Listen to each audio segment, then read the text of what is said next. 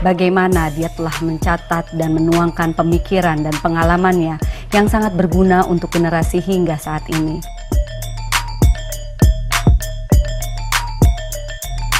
Membaca Bumi Manusia, suatu saat ini siapapun yang membuat film dari buku Bumi Manusia, aku adalah orang yang paling pertama nonton film itu, gitu kan.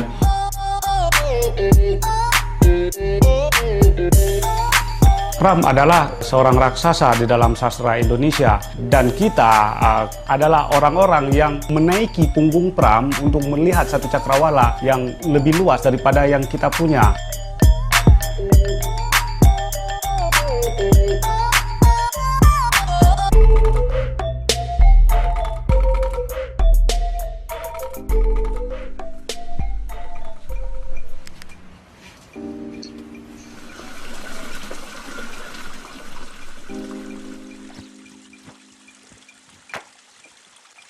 Hai, jumpa dengan saya Happy Salma di Podbox pilihanku, Podbox Sastra.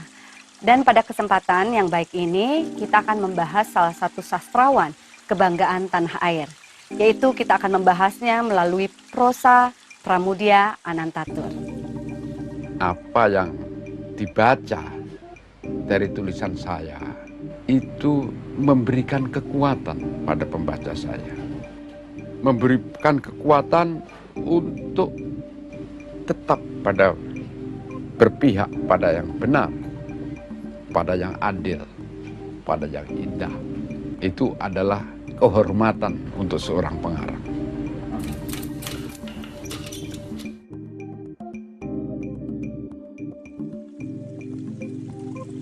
Di dalam lingkup prosa atau bahkan sastra modern Indonesia secara keseluruhan, bisa dikatakan Pramoedya Anantatur lah raksasanya. Hal ini dengan gampang kita amini jika ukuran yang kita pakai adalah reputasi dan pengakuan internasional. Reputasi Pramoedya di kancah internasional tidak perlu dipertanyakan lagi. Hanya Pramoedya Anantatur lah di antara para semua sastrawan Indonesia, bahkan Asia Tenggara hingga hari ini, yang namanya berkali-kali masuk sebagai nominator penerima penghargaan Nobel Sastra.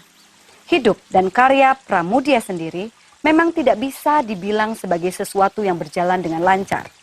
Karya-karya pengarang yang juga pernah menjadi tentara berpangkat mayor dan sempat ditahan di penjara Bukit Duri selama masa perjuangan kemerdekaan 1945 hingga 1949. Itu belum banyak dibaca. Namun belakangan ini, ia mulai diterima dengan baik di tengah masyarakat.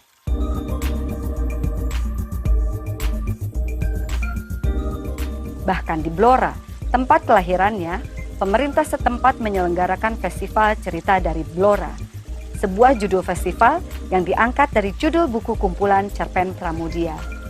Dan Hanung Bramantyo serta Richard Oh, dua sutradara terkemuka Indonesia saat ini pun, pada tahun lalu mengadaptasi dua novelnya ke layar kaca, yaitu Bumi Manusia dan Perburuan.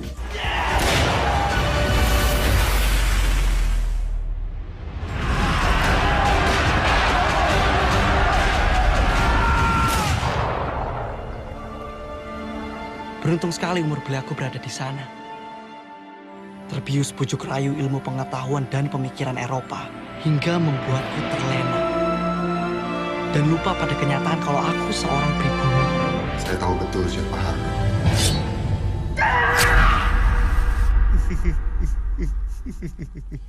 Tak lama lagi, kita akan merdeka.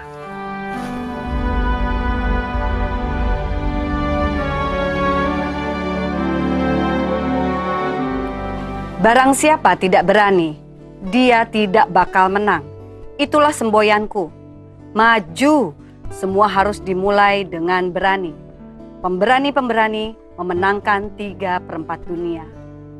Kartini via Pramoedya Anantatur.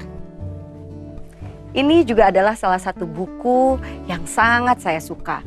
Bagaimana Pramudia Anantatur memotret sosok Kartini di luar dari kebiasaan kebanyakan orang. Ada cerita yang menarik. Sebetulnya saya secara pribadi ingin dan terobsesi bertemu dengan Pramudia Anantatur berapa belas tahun yang silam, disebabkan saya membaca karya bukunya yang berjudul Gadis Pantai. Dan buku kedua serta ketiganya itu tidak ada, dan saya penasaran ingin bertanya secara langsung kepadanya apa dan bagaimana akhir dari buku tersebut. Dan setelah saya bertemu dengannya, saya semakin menyadari bahwa saya terbentuk kepribadian kurang lebih terinspirasi dan terpengaruh oleh karya-karyanya Pramudia Anantatur.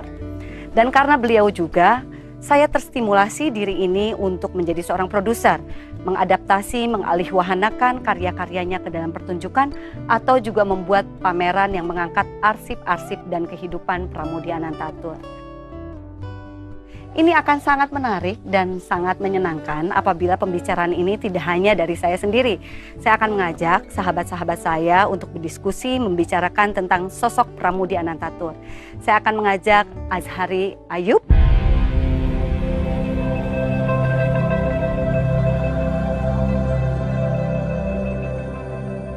yang dimana dia seorang jurnalis dan juga seorang penulis cerpen dan novelis. Selain itu juga saya akan mengajak ngobrol sahabat saya Hanung Bramantyo, yaitu seorang sutradara kebanggaan tanah air.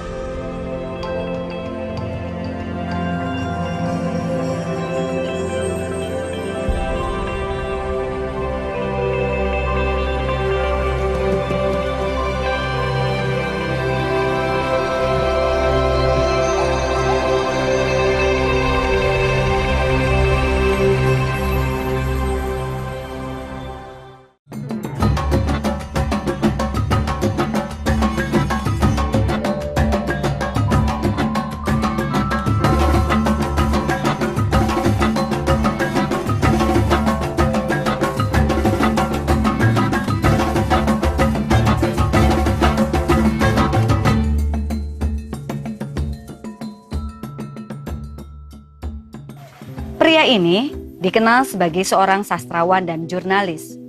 Kumpulan cerpennya seperti Perempuan Pala dan novelnya Kura-Kura Berjanggut banyak mendapat pujian. Bahkan novel Kura-Kura Berjanggut berhasil mendapatkan penghargaan Kusala Sastra Katulistiwa 2018 dalam kategori prosa. Bang Azhari, hai. Halo Mbak Happy, apa kabar? Baik, alhamdulillah. Bang Azhari gimana, sehat? Ya, sehat-sehat aja. Gimana keadaan di Aceh sekarang? Agak sedikit mengerikan karena sekarang lagi wabah, tapi orang-orang tidak mematuhi social distancing, jadi keadaan masih seperti biasa, pasar masih buka, orang masih berkeliaran di jalan. Jadi apa yang bisa kita lakukan adalah ya berusaha menyelamatkan diri masing-masing. Semoga ada situasi yang lebih baik ya, dan kesadaran itu muncul ya, sehingga tidak semakin menyebar untuk di Aceh ya, Bang ya. Iya betul Mbak Happy. Bang, ini menarik banget. Aku ingin ngobrol-ngobrol dengan Bang Azhari, di mana kita kenal ada bukan hanya seorang jurnalis, tapi juga penulis cerpen dan novelis. Aku mau tanya dong, sejauh ini seberapa besar pengaruh seorang Pramudia Anantatur di dalam kekaryaan Bang Azhari? Nah, Pramudia bisa dikatakan adalah salah seorang sastrawan yang mempengaruhi karya-karya saya, dan kebetulan Pram adalah seorang sastrawan Indonesia. Ya mungkin ada beberapa sastrawan, sastra dunia tentu saja yang mempengaruhi saya melalui bacaan, melalui teknik mereka, melalui buku-buku mereka. Tapi di dalam barisan itu tentu saja termasuk raksasa sastra kita, yaitu Pramudia Anantatur. Itu. Boleh nggak diceritakan misalnya salah satu contoh karya yang pernah dilahirkan oleh Bang Azhari yang itu jelas sekali terinspirasi dari karya-karyanya Pram? Karya terbaru saya, Kura-Kura Berjanggut, itu berangkat dari pengaruh Pramudia Anantatur bagaimanapun. Arus Balik adalah satu karya, mungkin bukan karya terakhir Pram, tapi ya itu terbit setelah Pram dari Pulau Buru. Bagaimana Pramudia di situ mengubah suhu latar dari novel-novelnya yang mulanya ada di daratan tapi di laut. Itu kira-kira novel itu tentang situasi maritim Indonesia pada abad ke-16 dan ke-17. Dan itu waktu saya membaca itu begitu mempengaruhi saya, karena saya melihat bahwa kita adalah satu negara kepulauan, tapi sedikit sekali karya sastra kita yang berbicara tentang laut, tentang maritim, tentang sungai misalnya. Dan itu kemudian yang mendorong saya untuk mulai menulis juga, mengikuti apa yang telah dimulai oleh Pram, yaitu menulis satu karya tentang situasi maritim kita, dan memulai pada abad yang kurang lebih sama dengan Pramudia, yaitu sebelum kolonialisme muncul di Nusantara. Karya ini patut dihargai oleh banyak orang. Sebisa mungkin kalau ada kesempatan membaca, penting sekali mencari bukunya Kura-Kura Berjanggut, dan kalau tidak salah masuk atau mendapatkan penghargaan di Kusala Sastra Katulistiwa tahun 2018 ya Bang ya? Betul Mbak Api, di tahun 2018. Kan kalau Pram itu tuh terkenal dengan pergerakan atau rasa yang tergugah untuk kita berani melawan atau juga berani bertindak dengan ketidakadilan yang kita miliki. Sedemikian dampaknya di dalam karya Kura-Kura Berjanggut itu. Nah, saya kan sebenarnya anak pantai. Saya tinggal di tepi laut dan saya sehari-hari hidup dengan para nelayan. Saya makan ikan sehari-hari. Cakrawala saya adalah pantai laut, dan kemudian saya mencari-cari di dalam sastra Indonesia dan kemudian menyadari bahwa kita adalah negara kepulauan terbesar di dunia. Kita pulau, kita bukan satu kontinen. Pertanyaan saya, kenapa kemudian kita melupakan laut, dan hampir tidak ada di dalam karya sastra yang berbicara tentang laut. Terbatas sekali, hanya ada pada Pramudia yang kemudian mempengaruhi saya, dan kemudian yang terakhir mungkin Romo Mangun ketika dia bicara tentang Kepulauan Maluku. Nah, dari sinilah kemudian mendorong saya untuk menulis Kura-Kura Berjanggut. Saya harus buat latar yang sama dengan Pram. Pram menulis tentang laut, saya juga mau menulis tentang laut. Pram menulis tentang pemberontakan Wiranggaleng, ya mungkin saya akan menulis tentang pemberontakan para bajak laut terhadap satu kekuasaan maritim yang sangat kuat pada waktu itu, yaitu Kerajaan Lamuri kalau dalam novel saya. Oh, jadi kalau begini betul-betul sebuah karya Pram atau ideologinya Pram diambil secara utuh dan membuat karya yang berbeda dengan semangat yang sama ya? Ya mungkin seperti itu, karena ada orang yang bilang mungkin arus baliknya Pram seperti karya Steven Spielberg, sementara Kura-Kura Berjanggut itu seperti Quentin Tarantino. Jadi kalau bisa Pram juga, mungkin ya? dia berambisi untuk mendidik mendidik. Ini ciri-ciri semua karya Pram kalau bisa kita lihat. Aspek pedagogisnya masih ada di sana. Tapi saya tidak begitu ya, saya mau menghibur orang. Ya menghibur orang yang mungkin dengan cara yang ugal-ugalan, tidak ada aspek pedagogis di situ. Ya orang bisa cari sendiri. Ya tentu saja saya berbeda hampir setengah abad dengan Pram, nilai-nilai zamannya juga berbeda. Saya tidak mungkin menggunakan sastra untuk mendidik orang lagi. Seperti misalnya pada masa revolusi. Ya sekarang mungkin saya ingin lebih menghibur itu. Oh, jadi tapi yang pasti latar belakang yang diambil juga mirip dengan yang selama ini Pramudia sering mencatat tentang kisah-kisah lahirnya sebelum bangsa ini terjadi gitu ya? Ya betul, misalnya tentang Banten, tentang Tuban misalnya, kekuatan-kekuatan maritim Nusantara yang ada pada waktu itu. Kita kan tidak bisa membayangkan bagaimana mereka berhubungan dengan kekuatan-kekuatan barat pada saat itu, seperti Inggris, seperti Belanda. Itu satu globalisasi awal itu. Kolonialisme datang bertahap, dan tentu saja ada respon, ada tanggapan langsung dari kekuatan-kekuatan maritim yang ada di Nusantara pada waktu itu. Ya, betul. Bang Azhari, terima kasih sekali. Maksudnya pengulasan ini betul-betul membuat saya semakin yakin. Ternyata anak-anak ideologis Pram itu tumbuh, lahir, dan bisa terus maju. Ya, Mbak Happy, seperti saya katakan, ya sulit untuk membunuh seorang Pramudia, mungkin butuh waktu bertahun-tahun lagi. Oke, baik Bang Azhari, kita akan melanjutkan lagi obrolan di segmen berikutnya.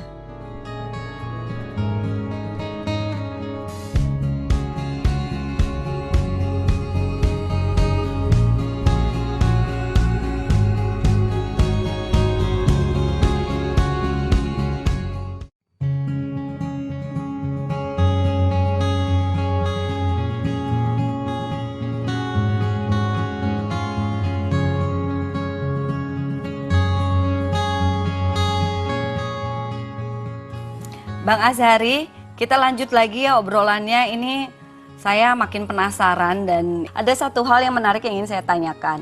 Kira-kira peranan Pramudia Anantatur di dalam kekayaan sastra Indonesia itu punya dampak sebesar apa sih? Iya, saya katakan Pram adalah seorang raksasa di dalam sastra Indonesia, dan kita adalah orang-orang yang menaiki punggung Pram untuk melihat satu cakrawala yang lebih luas daripada yang kita punya.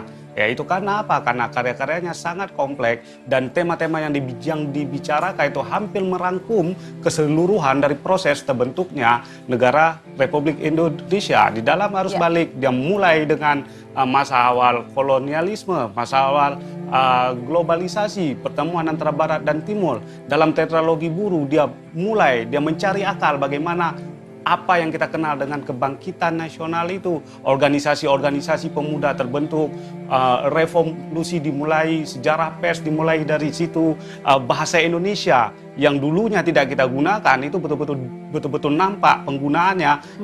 Jadi sebetulnya menurut Bang Azhari jadi sudah pasti Pramudia Anantatur yang dianggap sebagai raksasa sastra itu punya pengaruh yang luar biasa dalam pembentukan karakter, salah satunya adalah generasi-generasi sampai saat ini. Buktinya Bang Azhari, ya kan? Itu kan berarti Pramudia itu apa sih yang ada di kepalanya bisa sampai membuat karya sebesar itu. Kira-kira Bang Azhari sendiri membaca pikiran dan perasaannya dia itu seperti apa sih sampai dia mampu melahirkan karya semacam dan sebesar itu? Ya mungkin semacam penderitaan. Apa penderitaan? Ya kesengsaraan juga ya, kita harus lihat juga mungkin perjalanan hidup dia yang begitu menderita, tapi dia tidak pernah memelas. Itu yang paling penting bagi saya. Nah, ini satu mentalitas yang sangat kuat yang sudah jarang kita miliki. Tapi apa yang kita lihat di situ, dia melawan terus-menerus panjang hidupnya itu. Dan dia tidak mau menyerah, dia keras kepala. Ya ini menurut saya satu karakter yang saya secara pribadi sangat cocok dengan karena keras kepalanya itu. Iya, karena keras kepala, karena tidak mau menyerah dan karena juga tidak mau memelas itu. 20 tahun harkat dan martabatnya dihina, ya secara karakter itu betul-betul dihancurkan. Luar dalam, Pram dan tawanan Proburu itu dihancurkan. Tapi Pram kemudian kembali dan dia bangkit dan dia memberikan sesuatu yang tidak pernah dibayangkan oleh Orde Baru. Satu pembalasan yang setimpal untuk kediktatoran. Itu dia menjadi pupuk bagi generasi baru yang ingin mengerti tentang bangsanya ini sebenarnya. Apalagi seperti halnya karya Pram dan tetraloginya Bumi Manusia, ya kan? Itu bagaimana mempengaruhi banyak sekali anak-anak muda hingga mungkin sampai detik ini.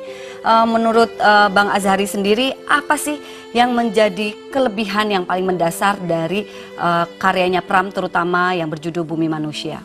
Ya, di situ Pram berbicara tentang banyak sekali hal yang hampir-hampir tidak pernah kita temukan di dalam sastra Indonesia sebelumnya, yang mungkin berbicara dengan tema yang sangat artikulatif yang sangat khusus. Tapi Pram di sini dia bisa menjangkau banyak sekali tema. Dan kita bertemu dengan sejarah bangsa kita ya tidak melalui buku sejarah, tidak melalui bangku sekolah, tapi melalui karya sastra, melalui karya Pram. Lebih istimewa lagi karena karya sastra Pram sempat mau dilarang, sempat dihancurkan dan sempat dibuang dari memori kolektif kita. Tapi kan itu tidak berhasil. Jadi ada satu kekuatan Pram sebagai penulis dan kekuatan karya-karya Pram sendiri. Ya, bahkan juga misalnya bisa dikatakan kita mengenal bangsa kita sendiri. Ini contoh mungkin pada diri saya. Saya mengenal Aceh seperti tempat tinggalnya Bang Azhari. Dengan begitu mendalam karakternya dan juga situasi, relasi, hubungan adik, kakak atau perempuan. Pejuang-pejuang Aceh itu sejujurnya saya mengenal begitu mendalam atas peranan Pramudia Anantatur. Bagaimana dia memunculkan tokoh Syang Mare di dalam buku Bumi Manusia. Betul nggak Bang Azhari? Betul. Dan apakah itu juga punya efek buat Bang Azhari untuk mengenal bangsa sendiri? Betul, terutama anak Syang Mare yaitu Maisarah atau Maisaroh yang Pram tulis itu. Ya itu jelas sekali, saya juga bertemu Aceh melalui Pram. Dan ini memberikan satu wawasan baru bagi kita. Seperti yang saya katakan tadi, kita tidak membacanya via sejarah atau via bangku sekolah, tapi beruntung kita membacanya via karya sastra. Bayangkan kalau misalnya Pram absen di dalam sastra Indonesia misalnya, apa yang kita dapatkan? Ya kita kehilangan sesuatu yang amat berharga, terutama untuk satu generasi yang diindoktrinisasi oleh Orde Baru. Saya setuju sekali Bang Azhari. Nah jadi kalau mau menggarisbawahi, jadi pengaruh Pramudia pada sastra atau sastrawan Indonesia masa kini itu apa yang paling mendasar menurut Bang Azari?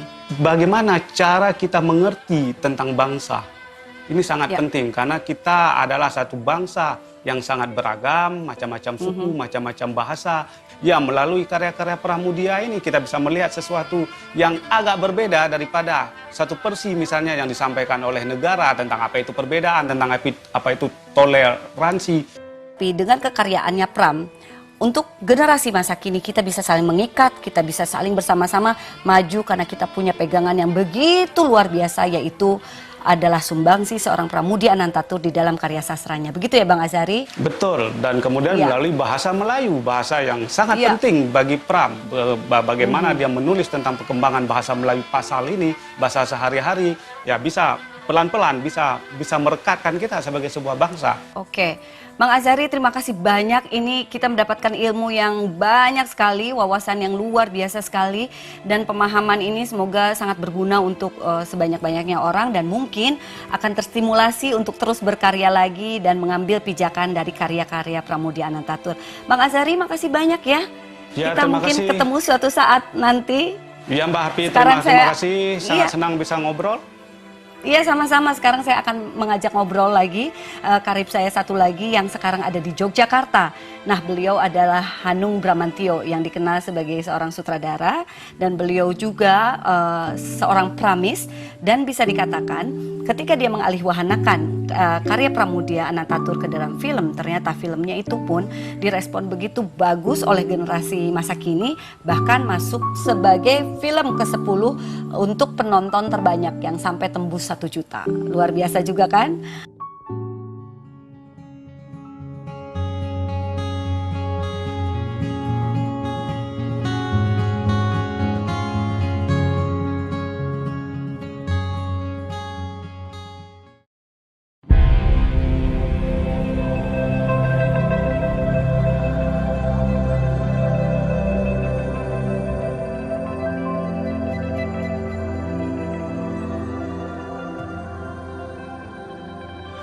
Saya hanya ingin jadi manusia bebas, Bu. Tidak diperintah. Dan tidak juga memerintah, Bu.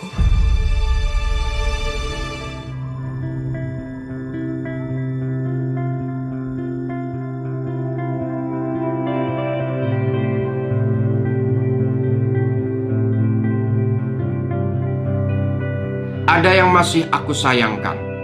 Mungkin juga disayangkan oleh ribuan orang. Mengapa kau hanya menulis dalam Belanda? Mengapa kau hanya bicara pada orang Belanda dan mereka yang mengertinya? Kau tak berhutang budi sedikit pun pada mereka seperti pernah dikatakan oleh ibumu. Apa yang kau harapkan dari mereka, maka kau selalu bicara pada mereka. Prasangka telah membuat kata-katanya terasa melambung tak kenal rendah hati. Angkuh dan tajam, menggurui bahkan menegur. Kegeramanku meluap, kurasakan dia dengan membuka jalan untuk menjerumuskanku. Dia menghendaki aku menulis dalam Melayu, biar dia sendiri bisa langsung baca. Sebaliknya, kemasyhuran dan prestasi serta prestisku hancur. Aku pandangi dia dengan mata membelalak. Kau marah, Mingke? Tanyanya dengan nada yang terasa begitu angkuh. Aku tahan kegeramanku, bagaimanapun dia seorang sahabat bukan musuh. Dan tidak boleh dia menjadi bekas sahabat. Mungkin dia hanya tak mau melihat kenyataan pribadiku tak bisa berpisah dengan tulisanku, sedang tulisan tak dapat berpisah dengan bahasa Belanda. Perpisahan antara ketiganya hanya akan membuat orang yang bernama Mingke ini sampah jalanan belaka, kurang lebih. Keren. Lain sih nih kalau sutradara adalah juga seorang aktor dan pemain teater. Mas Hanung, apa kabar? Baik. Mas, ini kita tuh dari tadi lagi membahas tentang Pramudia Anantatur dan bagaimana juga kayaknya kurang lengkap kalau kita nggak nanya-nanya Mas Hanung.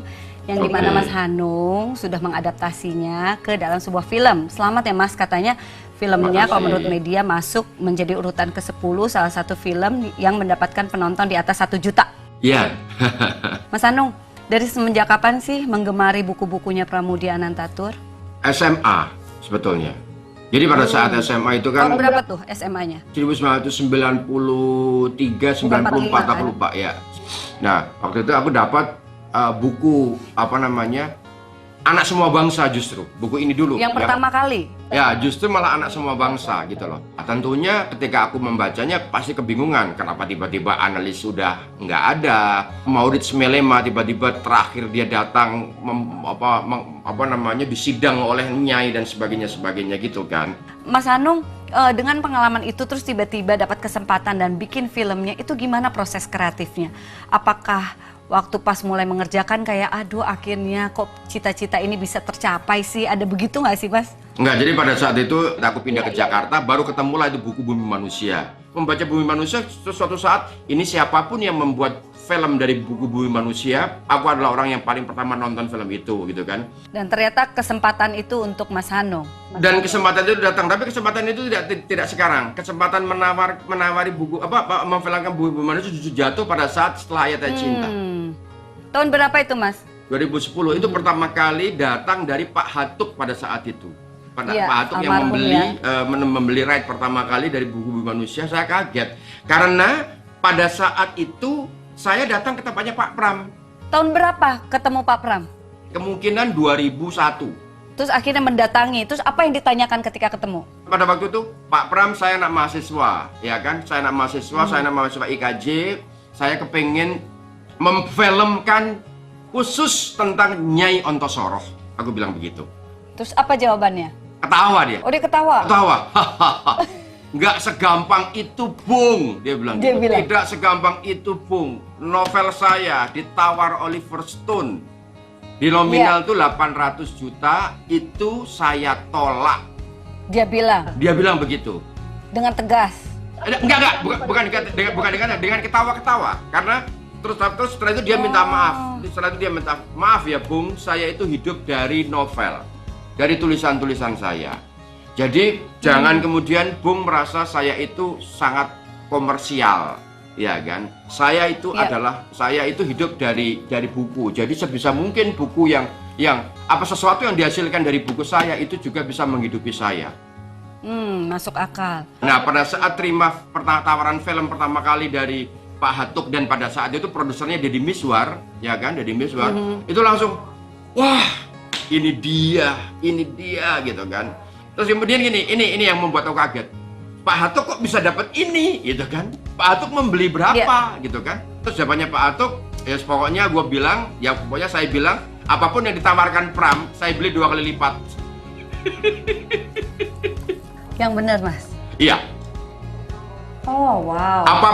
Siapapun yang menawari Pram, ya membeli buku ini dari manapun, dari seluruh dunia manapun, saya akan membeli 2 kali lipatnya. Dan saya bilang bahwa Pak Hatuk, oke banget lo bisa ngalahin Oliver Stone ya kan? Iya, karena almarhum itu tuh memang benar-benar luar biasa supportnya ketika kita bikin pertunjukannya pun dia yang support untuk dokumentasi dan lain sebagainya. Saking juga ini harus terwujud. Sayang sekali ya, maksudnya tidak dengan tangannya itu terwujud, tapi ternyata Mas Hanung bisa mewujudkan walaupun dengan produser yang lain gitu. Mas Hanung, terus waktu pas akhirnya berapa tahun lalu sih syutingnya Bumi Manusia itu? 2 tahun lalu ya? 2 tahun yang lalu. Ketika 2 tahun lalu akhirnya wah ini terwujud dan harus menjadi kenyataan. Itu gimana tantangan yang terbesar yang dihadapi Mas Hanung? Begini ya, sebetulnya pertama kali yang saya sadari pada saat itu, pada saat ditawari buku Bumi Manusia oleh Pak Navin itu kan, pertanyaan saya pertama kali adalah begini. Lu mau apa? Lu mau apa dari buku ini? Dan jawabannya Pak Navin adalah, saya mau novel ini dikemas, dikonsumsi oleh anak-anak milenial. Jadi itu tantangan terberat. Gila, ini gua ketika membuat film Bumi Manusia, yang gua hadapi adalah penonton dari 5 generasi. Dan gimana ya? Dan masing-masing punya ekspektasi yang besar terhadap film ini gitu. Ya kan, 1 juta penonton banyak Mas. Terus maksudnya, terus tantangan yang dihadapi pasti juga mendapatkan protes, ada yang suka, ada yang enggak, kan biasa. Ya kan? Tapi kita berharapnya sih sebetulnya seperti Ayat Cinta dapat 4 juta penonton gitu kan, karena kita udah menggunakan formula. Tapi kan Mas, yang penting maksudnya rohnya itu semangatnya udah tersampaikan dan kembali lagi kan multi interpretasi, nggak ada yang pasti benar, pasti salah. Pada akhirnya tetap aja kan sukses Mas dan semua orang baik yang mengapresiasi. Mas Hanung, singkat. Kenapa pilih Iqbal Ramadan sebagai Mingke? Kenapa dipilihnya dia gitu kan? Dan kemudian, ya saya yang paling protes. Kemudian, ya kan, jadi saya orang paling protes. Terus kemudian Pak Navin bilang ke saya, ketemu dulu gitu kan. Jangan menilai orang dari filmnya. Ya udah, akhirnya ketemu, ya kan. Ketika ketemu, pertanyaanku pertama kali simpel. Tahu nggak lo apa Bumi Manusia? Udah itu. Dia jawab, Bumi Manusia adalah novel pertama yang saya resensi dalam bahasa Inggris ketika saya sekolah di Kanada. Itu langsung, oke. Penting ini jawabannya. Dan terus aku minta, kalau kamu meresensinya tolong dong apa yang berkesan dari Mingke. Wah, dia cerita bagaimana dia di Kanada menjadi minoritas, menjadi pribumi orang Indonesia. Ketika ditanya, lo Indonesia itu mana? Terus Indonesia itu Bali ya, gitu kan? Jadi itu yang kemudian membuat aku akhirnya, lu sebelum menjadi Mingke, lu udah jadi Mingke. Karena lu udah ngerasain gimana kamu menjadi orang minoritas di sebuah negara, di sebuah tempat yang itu sangat memuja kulit putih. Sama halnya ketika terjadi pada tahun 1800-1900 awal, ketika film Bumi Manusia ini terjadi di dalam dunianya Mingke itu. Aku seorang pribumi. Sebuah bangsa yang menjadi tamu di negeri moyangnya sendiri. Dibentuk untuk mengagumi kehebatan bangsa Eropa. Pendidikan Eropa. Gaya hidup Eropa.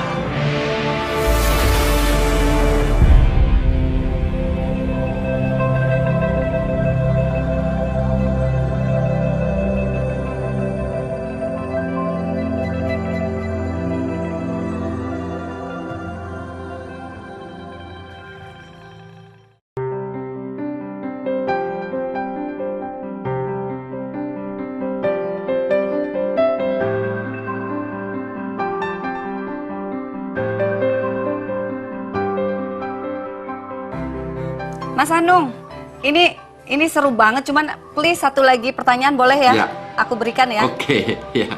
Apakah menurut pendapat Mas Hanung, karya Pramudia Anantatur hingga detik ini mampu memberikan tenaga atau juga api untuk para generasi masa kini? Mestinya iya ya. Mestinya iya. Karena saya tidak bisa melihat generasi muda secara keseluruhan, saya hanya bisa melihatnya justru dari anak-anak saya. Yaitu Bumi, Sibil gitu kan. Jadi ketika dia membaca karyanya Pram, meskipun Sibil belum membaca Bumi Manusia, tapi dia membaca buku Roro Mendut gitu kan. Ketika saya tanya gitu kan, bagaimana gitu kan, jawabannya simpel, bagus, ceritanya menarik gitu kan. Kalau Bumi anak saya, dia menjawab ceritanya dalam banget gitu kan. Saya pikir dengan respon-respon yang sifatnya seperti itu ya kan, dan itu yang spontan, sederhana gitu kan, itu penting. Tapi yang lebih penting lagi, dia merekomendasikan teman-temannya untuk membaca Bumi Manusia. Itu sih yang penting sebetulnya. Salah satu pemain saya, Robert Melema dan Robert Surhoff itu, Giorgino Abraham, ya kan, itu juga nggak pernah baca buku. Tapi pada saat dia memainkan ini, syaratnya satu, lu harus baca, ya kan, lu harus baca buku. Baca buku ini dulu. Tadinya dia nggak mau apa segala macam, minta dibacain sama ibunya, terus dia minta ceritain. Masa? Ya, itu jadi. Dan ternyata menginspirasi pada dia saat ya. Dia membaca. Ada perubahan nggak dari perilakunya? Iya, akhirnya kemudian dia baru menyadari betul bahwa ternyata bangsa Indonesia, sejarah Indonesia itu tidak hanya hitam putih, tetapi sangat beragam, sangat kompleks, dan itu tidak melulu berbicara tentang rivalitas antara pribumi dan Belanda. Tetapi juga ada rivalitas antara pribumi dengan pribumi, Belanda dengan Belanda, bahkan dengan berbagai macam suku yang lain. Itu sih, itu yang kemudian membuat dia sadar bahwa ternyata sejarah kita, ternyata ada yang salah dalam pendidikan sejarah kita, yang diajarkan oleh guru-guru kita, masuk ke dalam generasi muda yang selalu memposisikan penjajah, ya kan, itu adalah salah, dan kita itu adalah orang yang selalu dizolimi oleh siapapun. Jadi ketika ada peristiwa apapun sekarang, selalu kita merasa, yang pribumi merasa dizolimi. Kita merasa kita dizolimi oleh siapa? Oleh itu, oleh asing, asong, whatever lah itu namanya, karena memang selalu mencari kambing hitam gitu ya, Mas, karena ya? memang proses pendidikan sejarah kita terlalu hitam putih dan selalu menyalahkan pihak luar atas segala sesuatu yang terjadi di negeri ini gitu. Oke, Mas Hanung, thank you banget loh. Jadi ini intinya adalah bahwa karya sastra dari Pramudia Anantatur bisa dialihwahanakan dalam bentuk apapun dan pasti memberikan energi yang positif, yang baik dan bisa membentuk karakter sebagai manusia Indonesia lebih baik dan mengenal bangsanya sendiri. Gitu kali ya Mas ya. Betul, Mas ya. Anung, makasih Sama-sama, banyak ya Happy. untuk ilmu, untuk wawasan, pengalaman, pengetahuannya luar biasa. Tapi transaksi beli buku itu penting banget Mas. Oke Mas Anung, sehat semua buat sekeluarga. Amin, Aku makasih, pamit ya. makasih. Kapan-kapan kita ketemu, sehat terus Mas. Bye. Pram adalah Pram. Pram adalah Pram.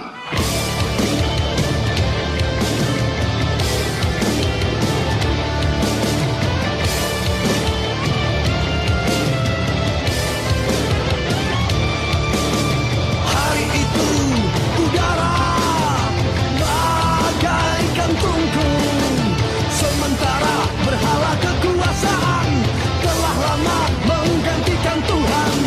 Mesin gagal bak taring serigala, siap menerkam siapa yang beda warna, siap menggilas lagi yang lain ideologi. Intrik berdengar, resiul nyaring di bawah meja, desas-desus berhembus, Dewa Jenderal Beta. Hukum rimba merasuki urat nadi, menjadi duri melambang negeri. Adu domba kasta jadi prahara, tanda silang di pintu korban. Sungai berdarah hanyutkan dendam, tiada asuransi, apalagi puisi, kecuali kata sandi, penentu hidup dan mati. Lewat corong penindasan, kabarkan berita, mereka semua sudah dikuburkan.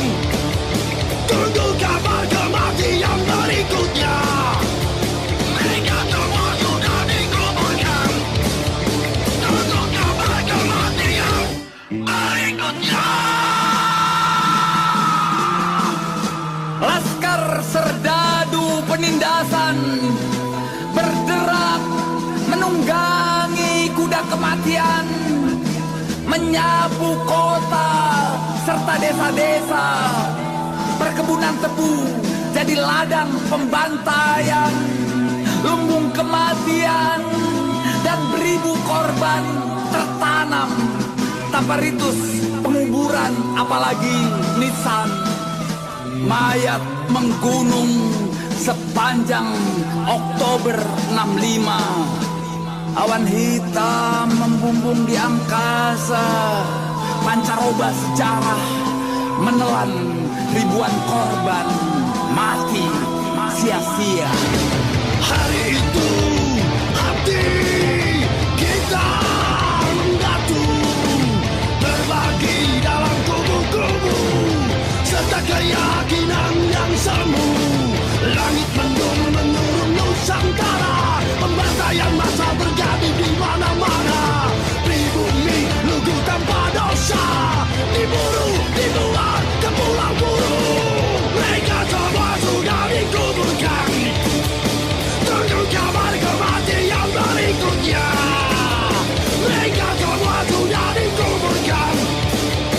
Tunggu kabar kematian berikutnya.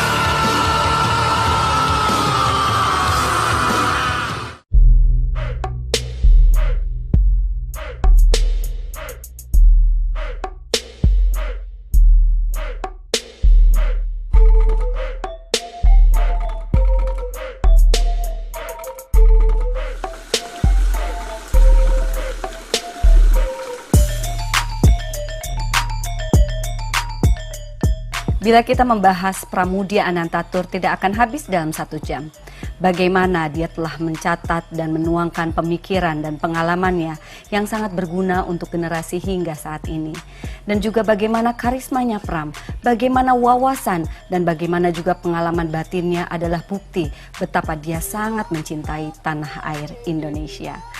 Sebelum kita berpisah pada episode Potbox pilihanku, Potbox Sastra, saya akan membacakan dulu kutipan dari karyanya Pramudia Anantatur yang berjudul Arok Dedes. Dedes tak menguasai istilah perang, lebih-lebih tak menguasai hatinya sendiri lagi. Dengan jujur ia mengakui pada dirinya telah jatuh cinta pada pemuda sudra tanpa darah Hindu setetes pun. Yang demikian fasih berbahasa ilmu para dewa dan mahir dalam yuda gama, dan begitu muda, hanya terpaut 3 tahun dari dirinya sendiri.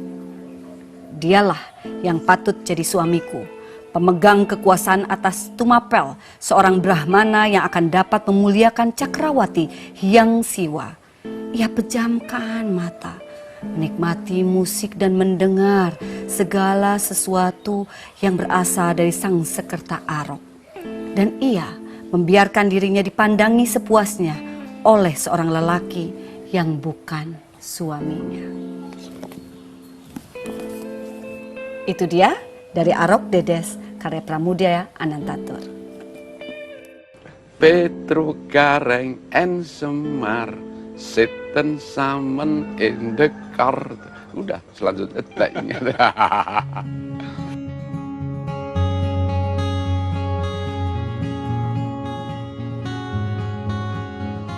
Ada satu kalimat penting yang menurut saya diambil dari bukunya Pramudia Anantatur yang berjudul Bumi Manusia, yaitu teks yang diucapkan oleh satu tokoh yang bernama Nyai Ontosoro. Teks itu mengatakan bahwa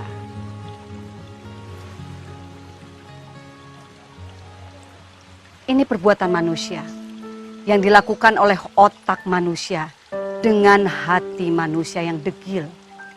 Pada manusia kita harus hadapkan kata-kata. Tuhan tidak pernah berpihak pada orang yang kalah.